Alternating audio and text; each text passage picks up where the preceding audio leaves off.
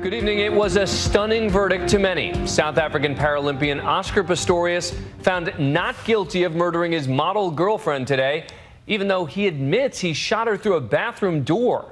But this case is not over yet. More verdicts expected in the next few hours on additional charges that could still land him behind bars for many years. ABC's Matt Gutman is in Pretoria, South Africa.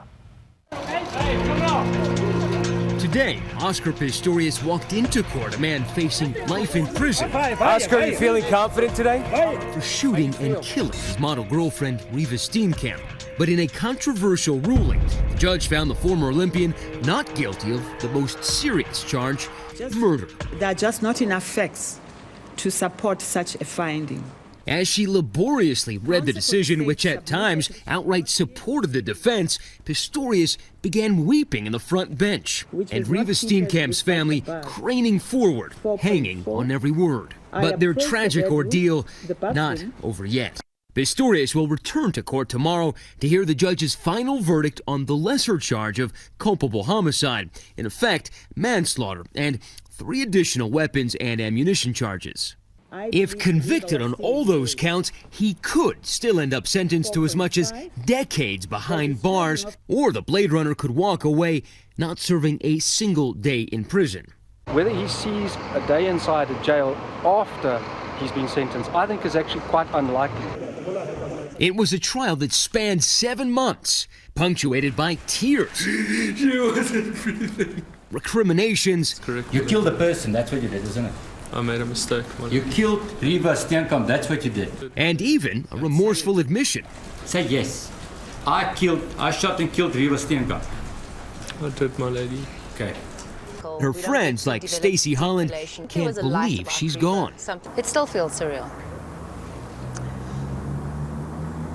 It just feels like it didn't happen. It feels like it couldn't have happened. Since Valentine's Day last year, the spotlight ceaselessly on Pistorius, who may have broken the world's record for the most emotive defendant, filling the courtroom with his countless wails and whimpers. Why would this question make you emotional? Because this is a night I lost the person that I cared about. I don't know how people don't understand that. Of course, the trial had another center of attention, notable for her absence. Hi, my name is Riva. Tonight, this U.S. exclusive, an audition video of Riva Steenkamp.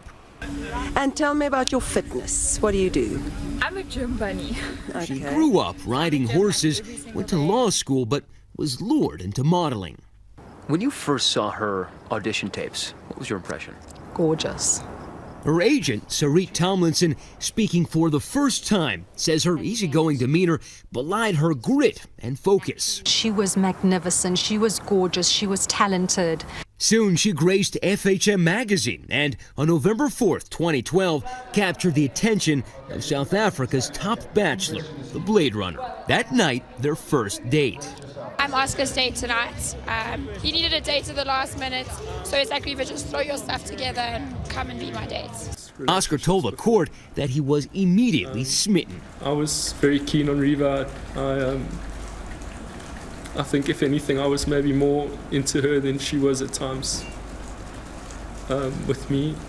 Within weeks, they have pet nicknames for each other. Boo, Baba, Angel, Rockstar. By February 2013, their relationship appears picture perfect. Their stolen smooches captured on a closed-circuit camera at the supermarket. The day before Valentine's Day, Riva tweets, "What do you have up your sleeve for your love tomorrow?" For Pistorius, the answer was murder, according to the prosecution. The prosecution's version is this is violent struggle, this is argument, and he knows exactly who it is that fled into the bathroom. And she didn't go in to use the toilet, she went in because she was fleeing from him. Legal expert Matt Murphy walked me through a scale model of the scene of the crime, Oscar Pistorius' bathroom, to demonstrate the prosecutor's version of events. Riva was backed into a corner, defenseless. And you go to this bathroom and you see inside, I mean, this is tiny. It's like shooting fish in a barrel with exploding bullets. I mean, you're in here and there's nowhere to go. There's nowhere to hide. She has no chance. 4 bullets later, Riva is dying. Pistorius puts on his prosthetics and returns to the bathroom and bashes down the door. But the defense countering it was not a woman screaming at all that night, but rather Pistorius' voice, high-pitched in his panic after accidentally shooting Riva. A neighbor testified about what she heard. What was the crying like? In her ruling, the judge discounted that testimony and of almost all those so-called ear witnesses, saying the only witness who mattered was Pistorius, who would testify that his disability and his traumatic childhood had influenced his response that night, and that he was convinced an intruder had invaded his home. It was at that point that I was just overcome with fear, and I started screaming and shouting for the burglar or the intruders to get out of my house. But as the prosecution seized upon during the trial, Pistorius did have an infatuation with guns. You are a gun enthusiast. You come from a family with lots of guns, am I right? That's correct. 50 or more, I read somewhere. Prosecutor showing a video aired by Sky News of Pistorius on a gun range shooting a 9mm pistol, the one that would ultimately kill Steenkamp. And then there's Pistorius gleefully blasting away with watermelons. It's a lot softer than brain. It exploded. Am I right? That's correct. He was using the same hollow point exploding bullets that killed Riva. The distraught Pistorius unravels. As I picked Riva up, my fingers touched her head. I remember.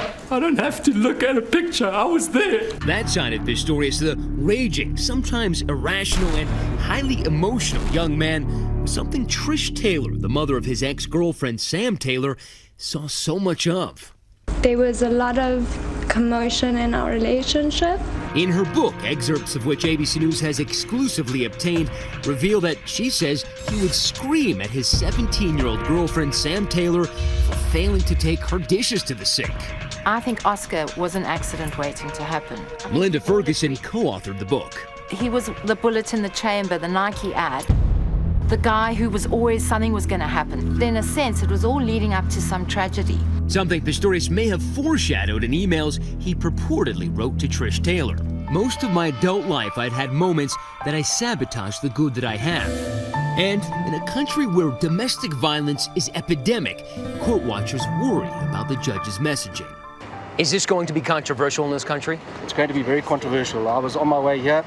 I heard a chap phone into a local radio station. He said very simply, this is going to be the excuse that every man uses to shoot his girlfriend. It's going to be legally justifiable. It is a terrible, terrible decision for our country. But even as Pistorius left court, we heard his sound perhaps already heralding renewed acceptance for the fallen sports icon. Question now, whether he will walk free again tomorrow. I'm Matt Gutman for Nightline, Pretoria, South Africa.